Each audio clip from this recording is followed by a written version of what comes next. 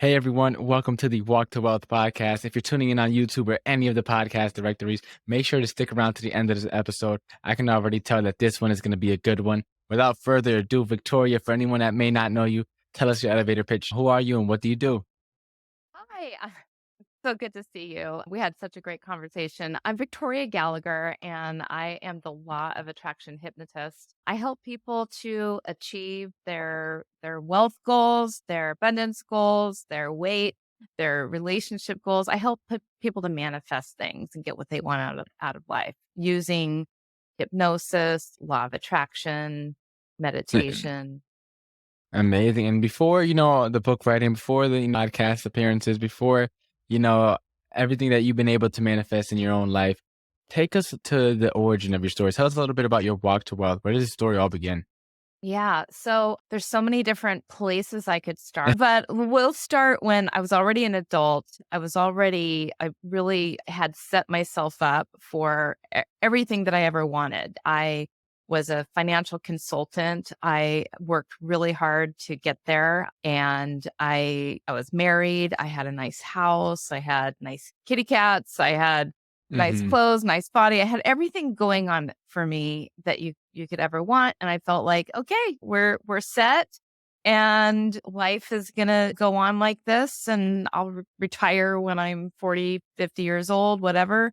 And everything was going to be great. And then I just kind of started getting really burnt out on my job as a financial consultant. And so what happened was I ended up going to see a therapist for a little while. And she recommended that I take this personal development seminar. And at the personal development seminar, we did a lot of closed eye techniques. We did a lot of what you would now think of as some law of attraction and manifesting techniques.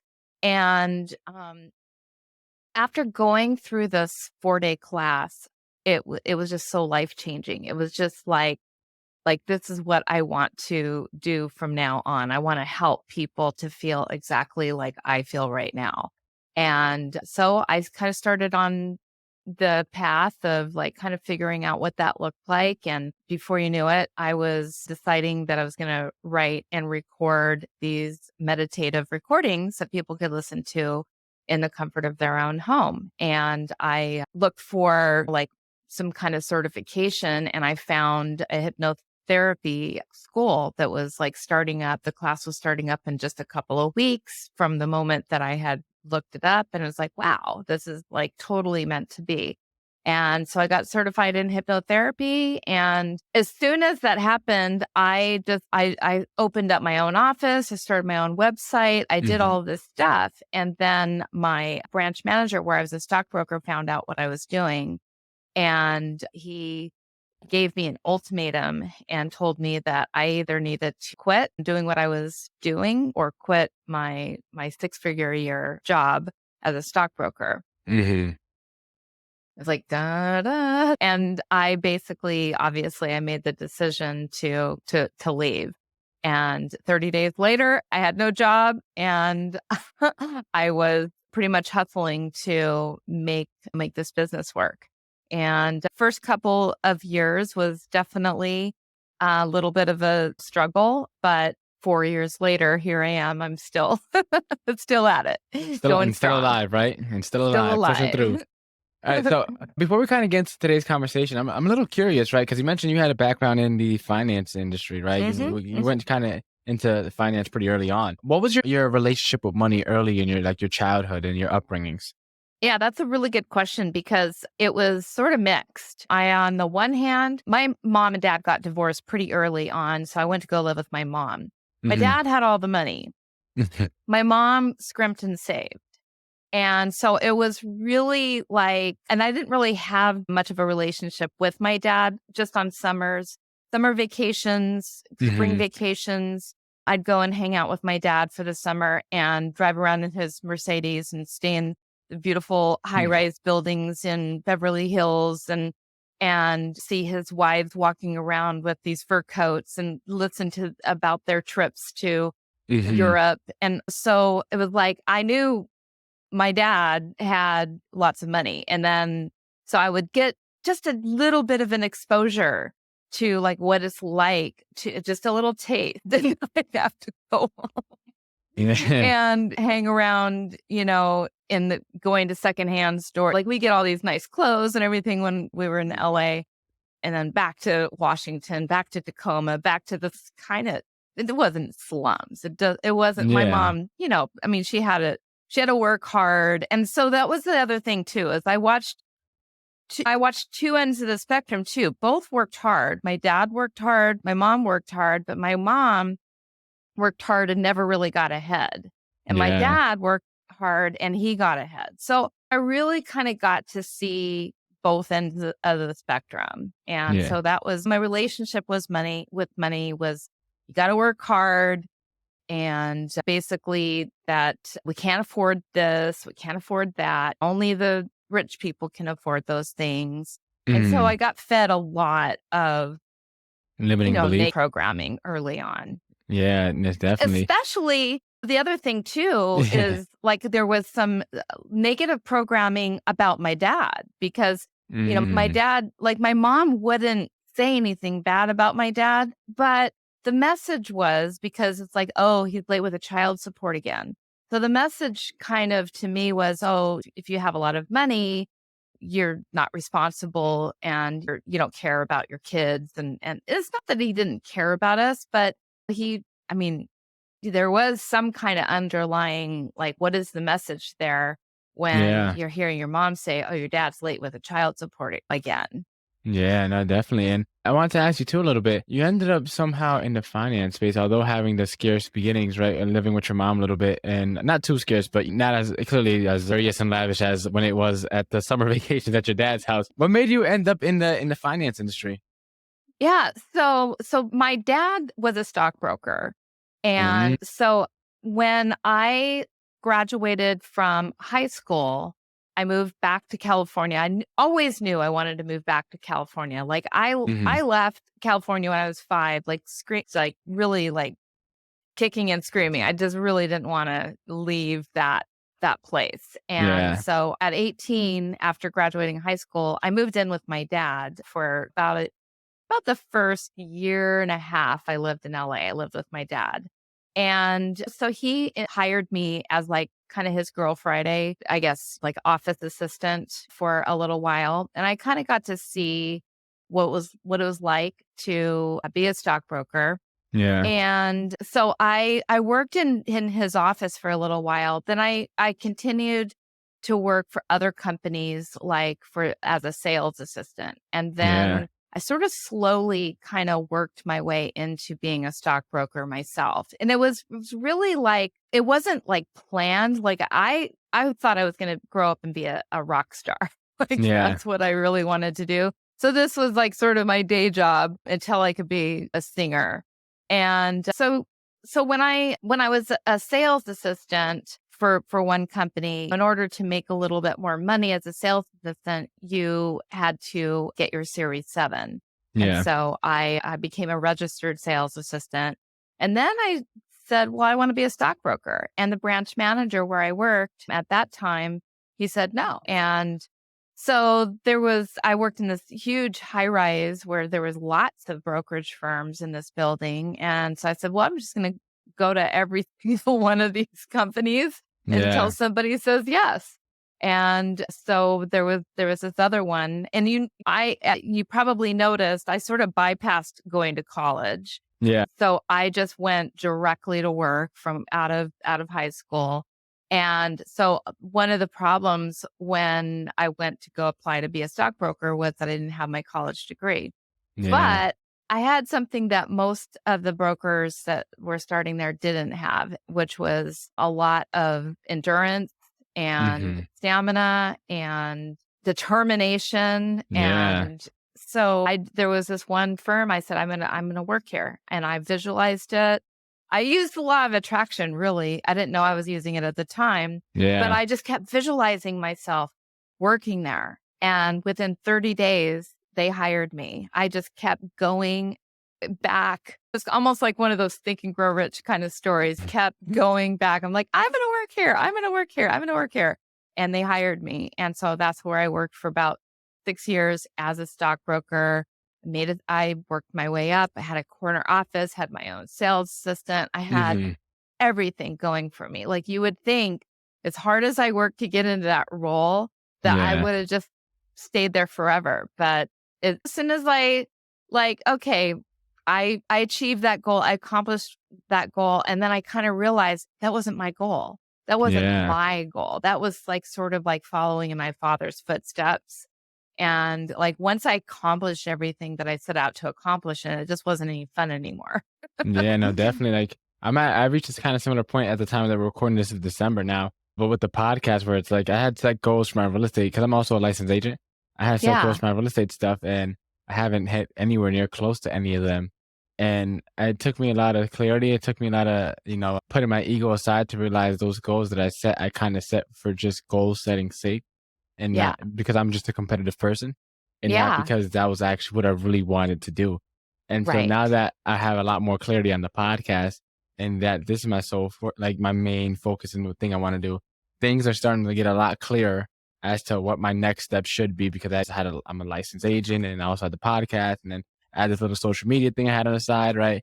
And it's like my mind was just so scattered and now it's like all in podcast. How do I grow this? And I think this is a Yeah. great segue too into today's conversation a little bit as well. Now that we're here, right? Gaining clarity, right? It's something that you really need for anything in life because without it and all the social media messages and all the advertising, it's like it's hard to really think clearly. And so I kind of wanted to ask you when you start working with people, right, to help them get back on it, on track to help them kind of start creating abundance in their life. What would you say, especially for someone around my age, right, would be the first step to kind of getting on the right track? Yeah, so to gain clarity on having the abundance Yeah. or to have the abundance. I guess both, right? Because Yeah. there's two separate ways, there's two separate things, right? Because Yeah. then you could always ask abundance in what, and a lot of people don't even know Right. what they want abundance in, or even why they want the abundance. Well, and that's the thing that you hit the nail right on the head there. So many people, they say it's like, I want abundance and I want a lot of money. I don't want to be broke. I don't want, so a lot of they know what they don't want and they Yeah. have a very vague idea that they just want money. And so that's really one of the first steps on the path to really creating the clarity is to get clear on exactly what that money is going to do for you. So what I usually do is have somebody like pick like what's an area of your life that you want to improve. So say it's obviously it's in the financial arena is what we're talking about here. And then I have people actually write down a list of complaints that they have in that area. Like what do they not want? Because it's so much easier sometimes to really figure out like, okay, I don't want to be poor. Hmm. I don't want to have debt. I don't want to drive this bad car anymore that has to Hmm. get I don't want to live in an apartment anymore. I don't want to, whatever it is. And write down a list of at least 10 things that you're trying to get away from because sometimes it's just easier to really get to the heart of what you do want by listening to what you don't want. So then once you find out like, okay, so I don't want I don't want to be poor anymore. So what do you want? What do you want instead? And then you convert each of these into something that you do actually want. And this is where you have to be really specific. So like, well, I don't want to be poor. What does that actually mean? Do Hmm. you want to be rich? Do you want to have enough money to retire? I mean, at this age, you may not be looking to retire. Maybe it's that you want to feel secure. Maybe it's Yeah. that you want to be able to own a house. Maybe it's that you want to raise a family. And maybe it's that you want to be able to put your children through the best school once you do have children. So you really want to get specific and clear on what it actually means to you to have money. Because it's like there's so many people that kind of they walk around with this idea of like I want to have a lot of money, but then they're not really clear on what it is that they actually want that money for. Do you want to travel around the world? Okay, and then how is that going to make you feel? So, is it going to make you feel happy? Is it going to make you feel confident, accomplished? So, we really want to get down to the heart of like, what do we want that money for? And once we understand what we want that money for, then that's where are going to want to create like some affirmations and some things to think about.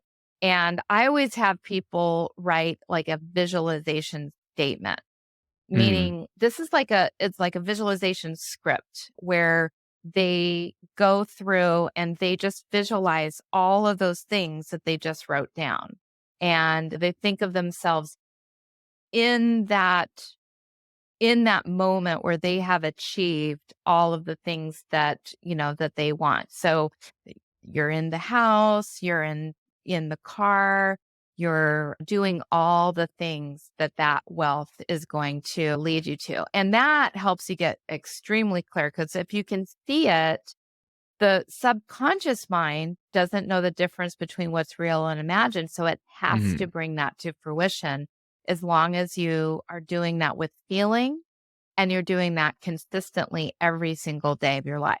Yeah, definitely. You brought up a good point. It reminds me of an episode I had back with Vic Manzo. And I reference his episode a lot because his episode really taught me a lot in that short hour that we spoke.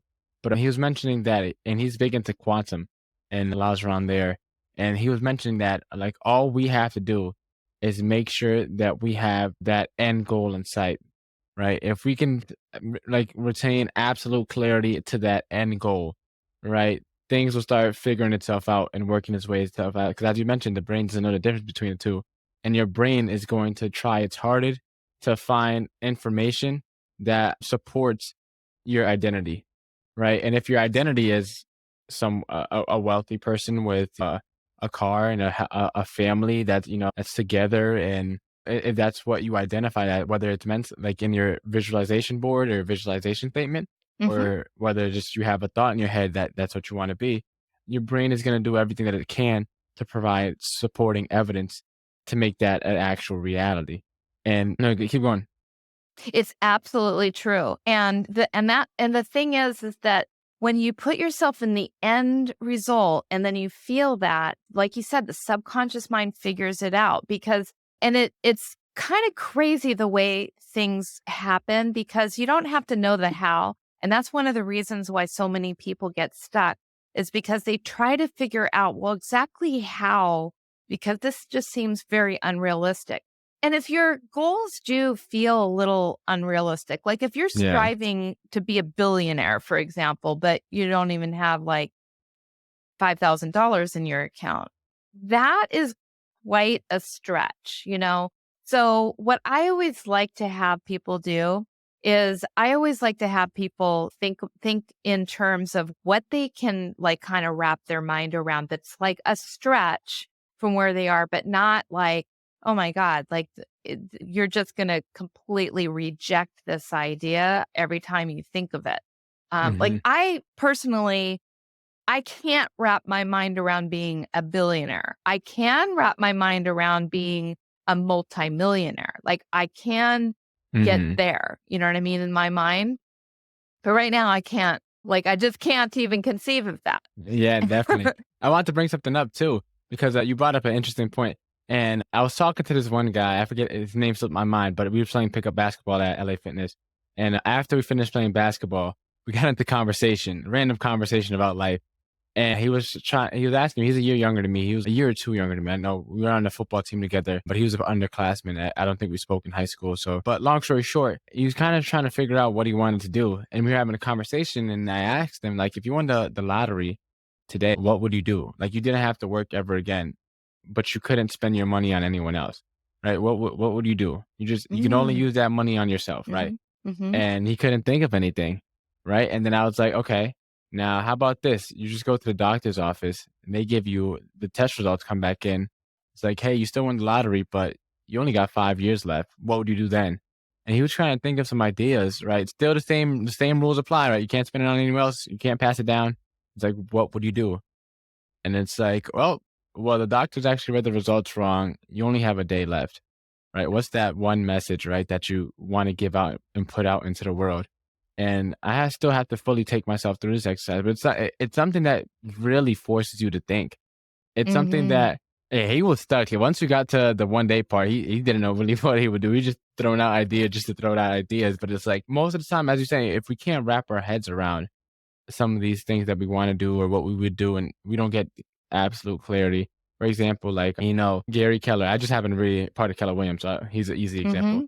He wants to help his real estate agents as a company. If he were to have 1 day left, he would spend all his time giving away all his secrets to how to become a successful agent, right? That I'm for certain that's probably would be his message, right? And getting that, he also just so happens to be a billionaire as well. But once you get that absolute clarity, I feel like, as I said earlier, it kind of helps makes everything a lot simpler. Makes you it makes it a lot easier for you to start turning these visualizations not only into just thoughts in your head that you have clear images, but your actual reality. Yeah, absolutely. It's so funny that you brought that up. Last night, my husband and I started watching this movie. We were trying to find something kind of Christmassy. Yeah. And so it's free on Prime. It was called Last Holiday. We've seen it before, but it's with Queen Latifah. And we're just barely at the first half hour or so of it. And, what happens, I don't know if you've seen the movie, but she's just working in a retail place and she's got this total Scrooge for a boss. And she's, Hmm. she does stuff for everyone else, but she cooks these elaborate meals for this kid that comes over every day. But she doesn't do anything for herself, but she has this dream book and this like someday book of things that she's going to do someday. Yeah. But she hits her head and goes to get it checked out. Well, it turns out, unrelated to hitting her head, they do this CAT scan. Turns out she's got some kind of brain tumor, and they tell her that she's got like 3 weeks to live. Sheesh. So she's crying, drinking wine, doing all the things. And she kind of figures it out. So she figures it out that like, okay, I'm going to start to, she opens up the stream book and she starts actually doing all the things. But Hmm. most people live like that. And I can't tell you the rest of the story because we haven't even Finish the movie. only gotten that far. Uh, She like went to Prague and she's like ordering like, oh, I'll just take everything on the menu. yeah. And so it's like she is living the dream right now because she only has the 3 weeks to live. So you made a Hmm. really, really good point. I mean, it's like if you only had we live like we're gonna live forever and we Yeah. don't actually take the opportunity to really think about I mean, you never know how long you actually have. And I think each and every person on this planet is here to make a difference, to make an impact. With every single person, we have something special in us. We have a special gift. We have something that we're supposed to be making an impact. Hmm. And yet it's kind of like, oh, I'll just get around to that someday. And a lot of times someday doesn't happen, Hmm.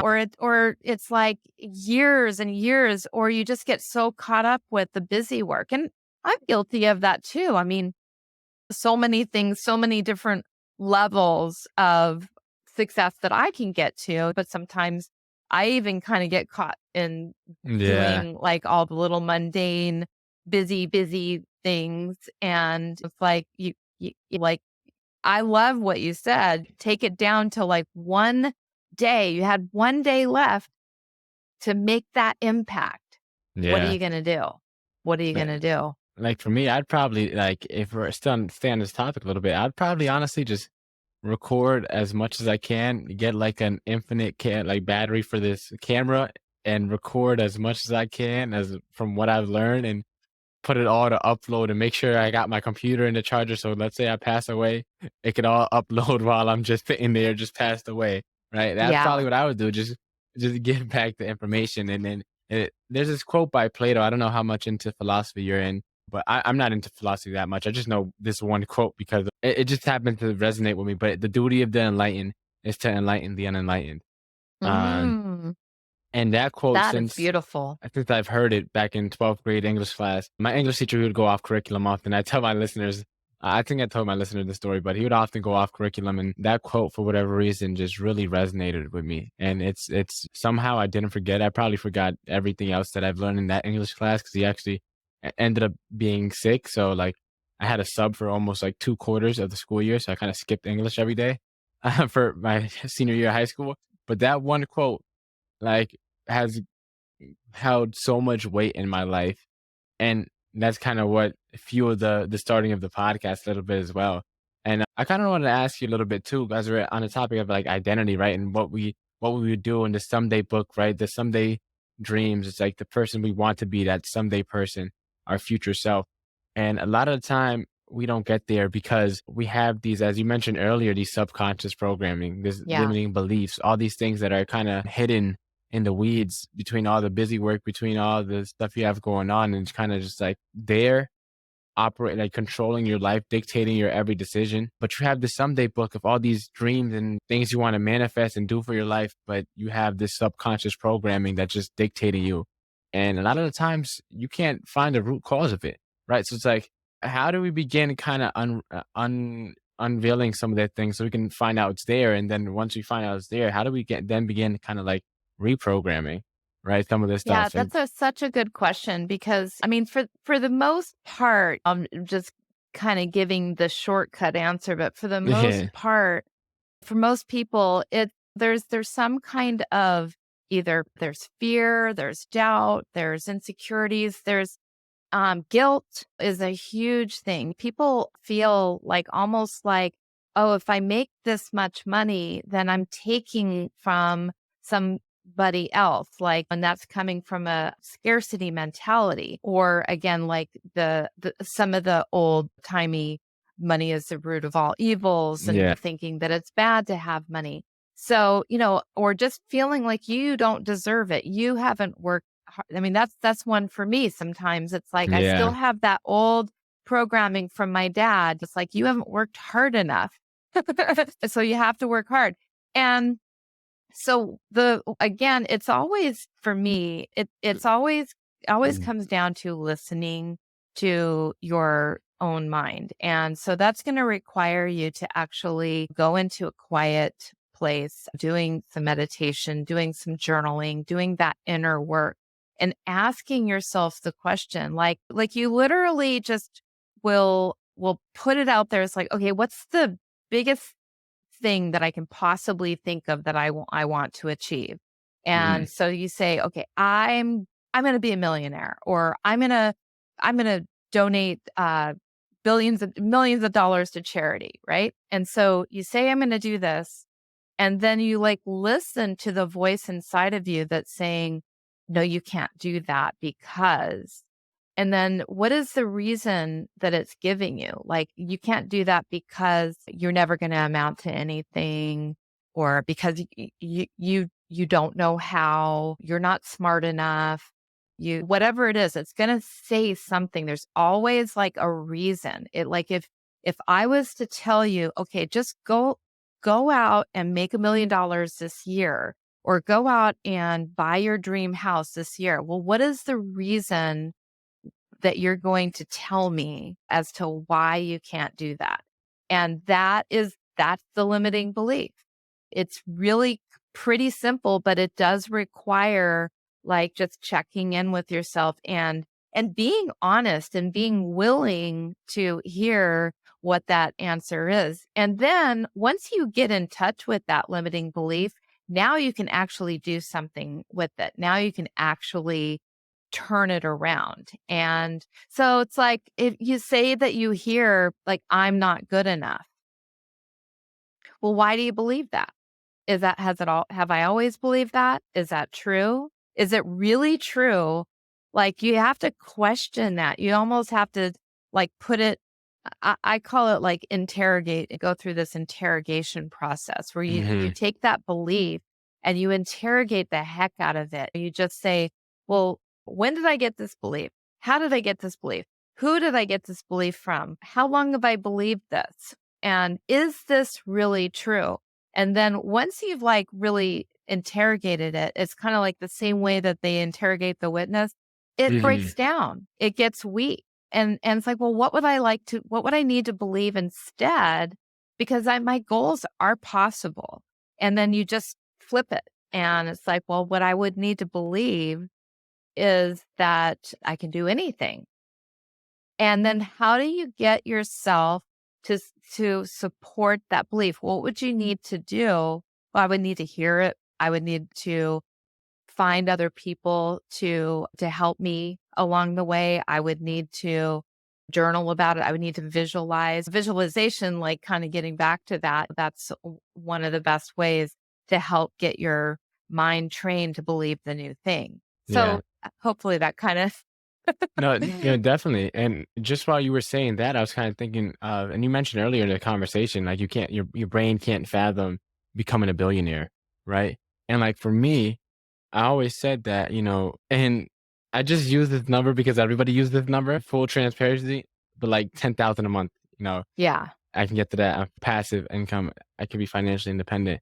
And then I was in this one. So Keller Williams has these trainings that they do, and one of them is called Bold. Right? It's like a 8-week program or course type, like a program in person training. You have a facilitator comes in, they run the training. It was like me and probably close to 100, like 80 other agents or something like that in our office, all taking this training. And then I was thinking, and I know at that point in time, my goal has kind of grew a little bit from 10,000. And then I was listening to other people and they were saying these lofty numbers, these crazy numbers. Like Hmm. the facilitator herself was saying her goal is 2 million a year passive income, Yeah. right? That's not even active. Like her passive income is 2 million a year. I was thinking, like, what would I need to get to that, right? And so I started running some numbers, and I think it was like Hmm. I think I played it super conservative. I think it was like at a 4% rate of return or something like that. And I'm getting a little technical, but at a 4% rate of return, I think I would need to have like a 3 million net worth or something like that. I forget the exact number, a $30 million net worth in order to get that much money back or like passively each year. And Passive I, through like through yeah, investments and things yeah, like that. whether it Hmm. was through a stock or whatever, real estate. I didn't think of the vehicle. I was just playing around with numbers, right? Yeah. And then when I said that we were all sharing our goals, and a couple agents were like, I want to have a $5 million net worth, 10 million, 2 million. Then I'm also the youngest guy in the room, and then I go out there and I say I want a $30 million net worth. I thought that would people would, like, turn around and kind of tilt their head to the side, right? A little bit. But then I had that same experience. So fast forward a little bit, my operating principal of the office, the guy who kind of runs the office, he went to a getaway that Keller Williams was having. They just opened up like a new group, like the Keller Williams Wealth Group or something like that. And the guy who started that group, his net worth is like in order to attend, you have to create a $50 million net worth plan. Like how you Uh-huh. would get to 50 million. And then they were coming back and sharing their takeaways. I was like, 50 million? I thought 30 million was big enough. Like, how big can you guys go?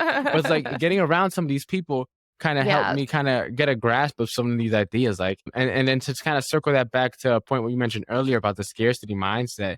And Yeah. one of the things I learned is like, when you're operating out of abundance, you're in creator mode. Yeah. Right, and with social media, they're creators, and when you're creating, you're not taking. You can't take when you're creating, right? There's enough for everyone when you're Yes. creating. It's like an endless Yes. ocean, and you get around some of these people that are really doing big numbers, and it's like you kind of start adopting almost their mindset and the belief that that actually is a possibility, not only for them, but probably for me, because if they can do that, and they broke down how they did it, and I kind of get it. I don't know how Imma get there, but if I could at least kinda get the picture, it's like, that's the first step to get into it.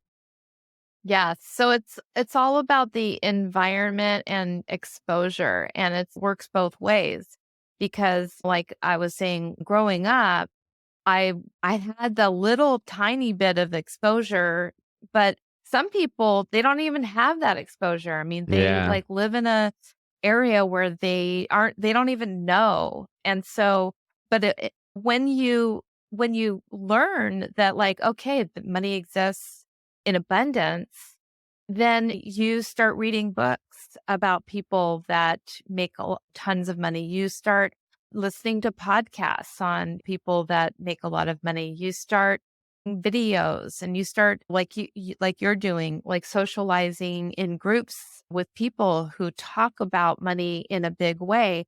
And then you get normalized. Like some people are normalized to being broke all the time, and other people are normalized to abundance thinking. And when you start to normalize that, then like you said, the brain you get creative and you figure out like, well, if I want to get here, there's like infinite numbers of ways that you Mhm. can create that passive income.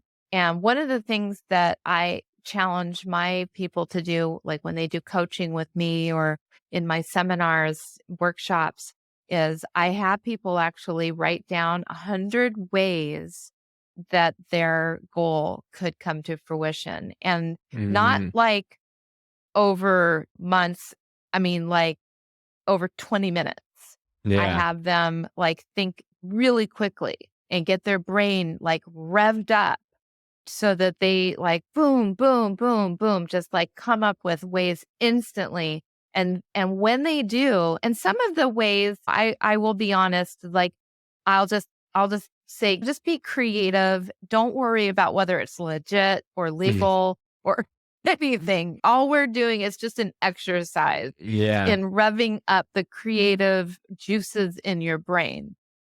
Yeah. Once you get, 100 things on the sheet of like, this is, I have 100 ideas, rob a bank. I don't advocate for that at all or doing anything illegal. It's just simply that is a way that you could write down. And then out of your 100 ways, you might have like 3 or 4 or 5 like actual legitimate ideas because the brain is like, it's attracting more and more ideas because it's on Mhm. that line of thinking, and whatever you're thinking about, you're attracting more of the same kinds of thoughts to you.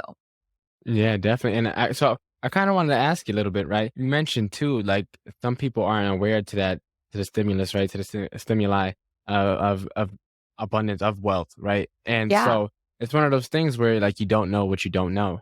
So then let exactly. me ask you there, when it comes to visualizing, when you it comes to sometimes people have very, very humble beginnings. Some Hmm. people never seen anything close to what wealth looks like, or not even wealth, but some people have never even seen close to what middle class looks like, right? Yeah, And so, what advice would you give there when it comes to visualization when all they can visualize is what they know? that is such a good question. And I think it really starts with curiosity. And like these days, everybody has access to the internet. Hmm. And pretty much, I mean, like, it's like it- right now, whoever's watching this has access to the internet. So if you are someone who's never seen what wealth looks like, you can look it up. You can look it up. You can actually start to like go on YouTube and it's like, look at mansions, look at fancy cars, look at jobs that pay $1 million, like really just start to activate the curiosity center. Because when you get curious about something, the subconscious mind will just continually like get obsessed with looking for answers. Read books about, like, I would say probably one of the best books that somebody could read besides mine and these are free. A lot of these classic books are absolutely free. Read Think and Grow Rich by Hmm. Napoleon Hill. Read, oh, what is the name of the book? Well, okay, The Master Key is coming to me, so maybe I meant to say that one instead, but The Master Key System. I'm trying to think about the the one though. Oh, it's not coming to me. It's so famous. It's one of those really, really famous books. But just start to like one of the things I do, even like on Instagram, like I've signed up for or follow different accounts like Yeah, that, like these mansion ones. It's like, and yeah, they're like these reels of these crazy, crazy mansion homes, you know? And when you see the abundance, like, I mean, my husband and I, we used to live in Florida, and we would like one of the wealthiest parts of Florida is Palm Beach Island. Yeah. And so we would drive down Palm Beach Island, and there are like, Palm Beach Island is like, it's also like right next to Riviera Beach, which is like pretty much like the slums of Florida. And so like literally right next door, you've got like these like thousands, thousands of these incredible mansions there. And it's like, huh. It just kind of makes you go, huh? Like Hmm. there's thousands of people. Like, what are they doing? What are they doing to make all that money that they can afford to live like this? I mean, there are places that are like $75 million. Yeah. And it's like, what are people doing? And so you just kind of start to, and maybe you don't need to like that. Those are things that I look at. Maybe if you've never even been exposed, maybe it's just like you look at, okay, what can I do just to set myself free? Like, how can I make a couple $1,000s a month? How Yeah. can I make $5,000 a month? And you just start to look. It's really about when you ask the question, there's this part of your mind called the reticular activating system. And Hmm. this part of your mind, it is it's really geared to show you what you've been focused on. Hmm. And so when you're focused on like looking at and seeing whatever is around you that you don't like and that you're trying to get away from, unfortunately, when you are only aware of that, it's just going to show you the same. It's just going to Yeah. keep you in that same bubble, and it's going to keep you stuck there. But if you want to start to see other things, you have to focus on other things. And so you can literally do that by just getting outside of your bubble, Hmm. going to find places that are nicer to look at. Going on social media and going on TV or on YouTube, I think is probably one of the best ways Yeah. though to get yourself some exposure. Yeah, definitely. I'd say the rest, the reticular activating system, is a heat-seeking missile. I like to call it, Mm, and mhm. it just tracks, right. You fire it out, and it'll direct itself. Once you get the target, it'll keep on chasing it somehow, some way, and find a way to eventually get there. Whether that's a thought that's serving you, or whether it's not, your brain doesn't tell the difference between it, so it just sees the thought, and it's like, okay, got to lock in and focus up, and that could serve you very well and Yeah. gets you to Palm Beach, or it could serve you very poorly and actually be a detriment to your success. And um, I also wanted to touch on a little bit too on something that just kind of slipped my mind. Honestly, social media. There we go. Literally this morning when I woke up and last night before I went to bed, what I was doing. So I created a Dream 100 list of like 100 people I would love to have on the show. And then I created another Mhm. Yep. list. I didn't get to 100 people just because I didn't have enough people to ask, but I was reaching out to listeners in my show. A couple of my boys and one of my cousins and a couple other people that I know listen to the show and support the show. And I was like, I just DM'd them like, hey, have you checked out the podcast? And if they said yeah, then I would follow up with another question of if I could have any five guests in the world, doesn't matter how I got them, if I could just have any five guests in the world on my podcast, who would you want to see? And I got like a list of about 40 people or so. And so like yesterday night and this morning when I woke up, and I don't recommend going on social media when I woke up. My morning routine was completely off. I overslept today. But when I woke up, I finished what I was doing last night. And what I did was I was following all of those accounts and adding them to my favorites on Instagram.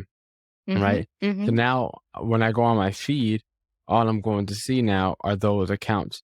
And what am I going to do? I'm going to start engaging with those accounts. I'm going to be Mhm. commenting, liking, saving those posts. Why? Because then the Instagram, the algorithm will show you more of those stuff. And sooner or later, that's going to be all that I see is these people that I want to be guests and that my listeners want as guests on my show. And I'm just going to keep on engaging with them. And slowly but surely, I guarantee you, I stick with it long enough. Eventually, those people will actually not just be accounts I follow, but it will be like people that I've gotten on the show. It's similar to what you were saying this entire time with social media and using that. I kind of wanted to talk because you mentioned how can some people have $70 million houses, and a lot of people that operate in that scarcity, that poverty mindset will be like, why does one person need that much money? Right. Yeah. Right. It's always Elon Musk, for example, with the donate to the hungry, right? He was like, oh, he bought Twitter, but he could have donated all that money to helps our world hunger. And then he tweeted back to the UN and was like, if you show me a plan of how you would spend the money and have open accounting, I'll gladly send over the money. And the UN never replied back, right? And so when it comes to people that have seen a lot of success, have achieved a lot in their life, right? They have a lot of abundance. A lot of people see that and ask, and they get offended or they get Yeah. angry. It kind of like it pulls or irks a nerve in them. Yeah. How do you start rewiring that, reframing that mindset? Because a lot of the time, that is one of the things that keep us from ever obtaining success because we have this negative idea attached around it. Well, that's you kind of hit the nail. You sort of answered the question with your question in a way, because that's one of the things is when you kind of get into somebody else's business about how much money they have and what they're spending it on and how they're spending it and all of that, you yourself are negatively programming yourself to hate the rich. And you can't, your subconscious mind won't work against you. What I mean by that, it won't work against you if you feel bad, if you feel like rich people are bad people because they squander their money, because they spend it on lavish things that you don't feel like they deserve to have. If you start judging rich people, you will not ever be able to get there yourself. So that's the first thing, is just to understand that concept so that you can catch yourself whenever you're saying like, oh, that person has too much money. It's like, Yeah. who am I to say that that person has too much money? It's like, if you like, what would you do if you were in their shoes? Maybe you would do something else, but we all have a right to spend our money how we choose to. If you so that could be a reason why you choose that you want to be very wealthy. It's like, well, when I get wealthy, here's what I'm going to do. I am going to donate all of my money to charity. And there was actually a guy that I had on my podcast many years ago. It's called the Laughing Billionaire or the Laughing Millionaire. I can't remember, but I think it was like the Laughing Billionaire. And you might reach out to him. He might be somebody for your top 100 Yeah. because he talks all about what you're talking about. And he, I'll never forget what he said. He said it's actually selfish for you not Hmm. to want to have a Yeah. lot of money, because Yeah. you're only thinking about yourself. And if you have a lot of money, then that basically means that you can get into overflow. And when you get into overflow, then you can actually contribute and in not be it's like, if you don't have enough money for your own necessities, then you're actually being a burden on society. You're Mhm. choosing for other people to have to spend their money to take care of you. And that's kind of a selfish way of thinking. And so, just the opposite of that is actually having more than enough so that you can not only not be a burden on society and take care of your own needs, but you can help take care of other people. And if we all we all should do our part. Ultimately, we all need to do our part, because there are people there's always going to probably be people, that are less equipped, less fortunate. Mm. And so when you find yourself, when you have the awareness that money exists and that it's accessible and everyone can have it, then you make yourself into more of like, you have altruistic goals. Mhm. And so these altruistic goals, there's like, I am doing this because I not only want to take care of me, but I want to take care of the animals. I want to take care of the hungry people. I want to take care of people evolving. I want to help other people be successful. I want to help other people be more enlightened. And it takes money to do all these things. And so if some people They choose to live in a $75 million mansion. Well, they probably also, I'm just going to assume, take 500 million of that and donate it all over the world every year to various different charities. Mm. Whenever the hurricane comes or whenever some kind of natural disaster comes, they're the ones that say, "Oh, I have extra money. I'm going to put it toward this cause."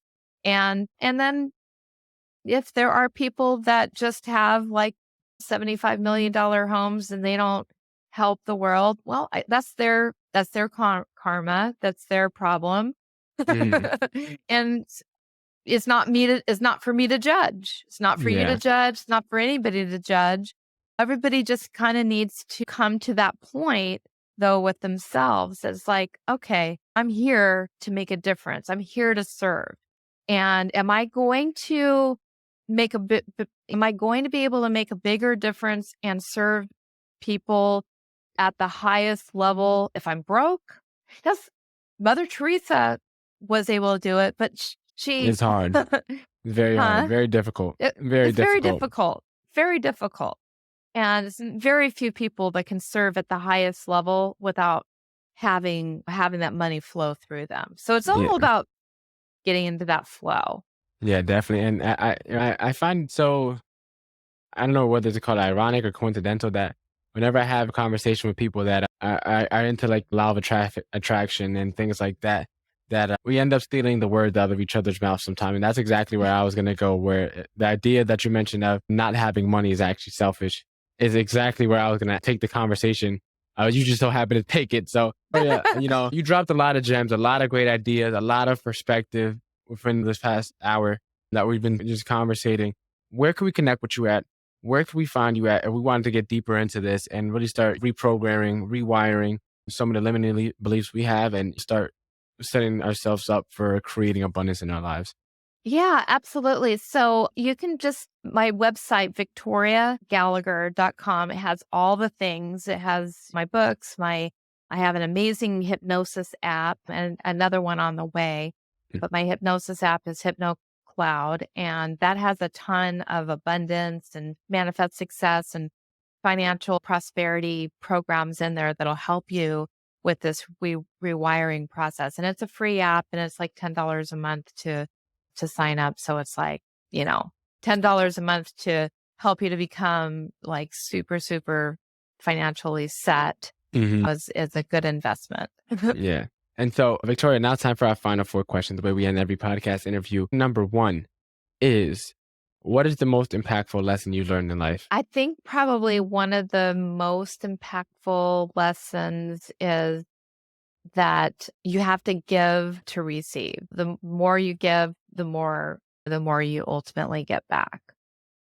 What is the most admirable trait a person can have? Integrity.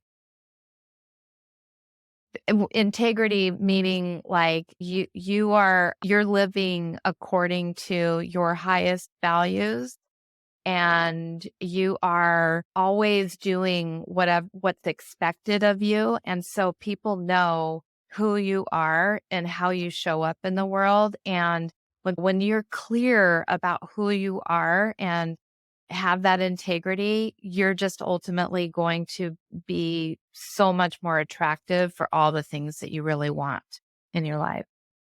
If you had to change someone's life with one book, which book would you recommend? Practical Law of Attraction, and it Excluding yours. has definitely mine because it has definitely changed a lot of lives already. And the final question is, what is the legacy that you're trying to leave behind? The legacy I'm trying to leave behind is that I really want people to be free, free in all the ways, free in abundance, free in relationship, free in time, free of the old belief. And I just want people to break free of all their limitations. Amazing. And so, Victoria, it was a pleasure. It was an honor having you on the show. I'm glad we were able to connect and just have this conversation today. And I love how dynamic it was as we really got into some of these topics. So then, again, thank you for taking the time to spend an hour with me today on this podcast. Yeah, thank you. Thank you so much for having me. It's been a pleasure.